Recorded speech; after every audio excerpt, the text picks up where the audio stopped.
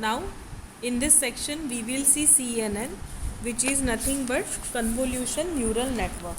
So convolution neural network is a part of machine learning and it is used when the data set is very largest. Okay, we are talking that machine learning is used when the data set is large, but convolution neural network is used when data set is largest. And the best essence of this convolution neural network is that in minimum features we can have the maximum accuracy.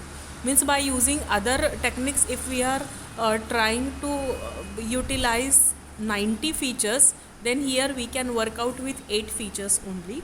So it is a type of feed forward artificial neural network in which the connectivity pattern between its neurons is inspired by organization of the animal visual cortex.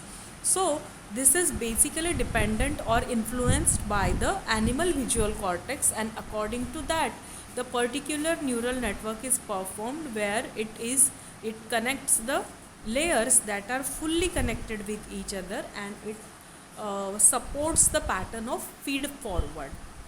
So CNN are inspired by the biological processes and are variations of multi-layer perceptrons designed to use minimal amount of pre-processing. So actually what we are doing, individual cortical neurons respond to stimuli, and then that is called as the respective field, and the respective fields are what they are from the different neurons, and then they are connected with each other.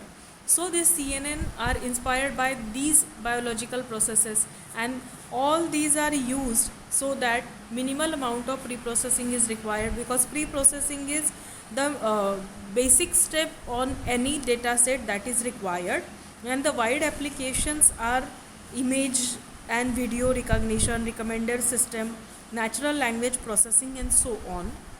So convolution neural network mainly contain 4 components, that is convolution layer, activation function, pooling layer, and fully connected layer. So by using these 4 layers the convolution neural network can perform. So we will see one by one.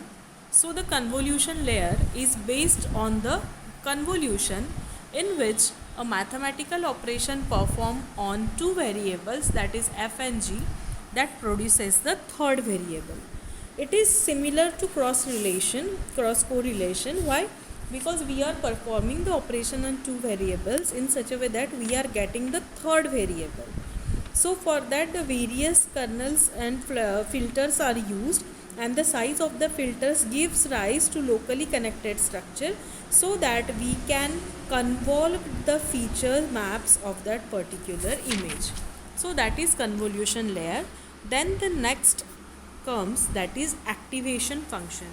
So to implement the complex mapping function, activation functions are needed that are non-linear in order to bring in much needed non-linear property which enables them to approximate to any function. Means what? Activation functions are generally used. Why? Because we are trying to implement the complex mapping functions. So for that activation functions are needed, and what they are doing, they are trying to approximate the function so that we can have the highest approximate function. The activation functions are also important for squashing the unbounded linearly weighted sum from the neurons. So this is important. Why? Because we want to avoid large values accumulating high up and the processing hierarchy. So the lot of activation functions are present that can be used with some primarily used sigmoid and ReLU.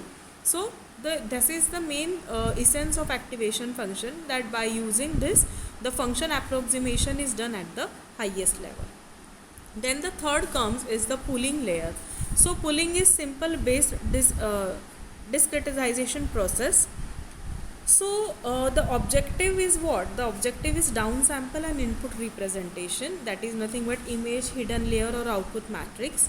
So what we are doing, they are reducing the dimensionality, and after reducing the dimensionality they allows the assumptions to be made so that we can bin the features into subregions. So this is done actually in part so that we can help the problem of overfitting, and in that we are reducing the number of parameters to learn and providing the basic translation for the representation purpose. The general pooling layer techniques are max pooling, min pooling and average pooling.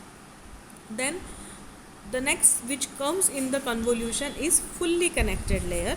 So the term fully means every neuron in the previous layer is connected to every neuron on the next layer. We can see over here every neuron in this layer is connected to every neuron to the next layer. So the fully connected layer is a traditional multi-layer perceptron which uses the activation function or any other similar function in the output function. So they are the multi-layer perceptron which uses the softmax activation function in the output layer. That is nothing but the fully connected layer. So this is all about the convolution neural network that we have studied.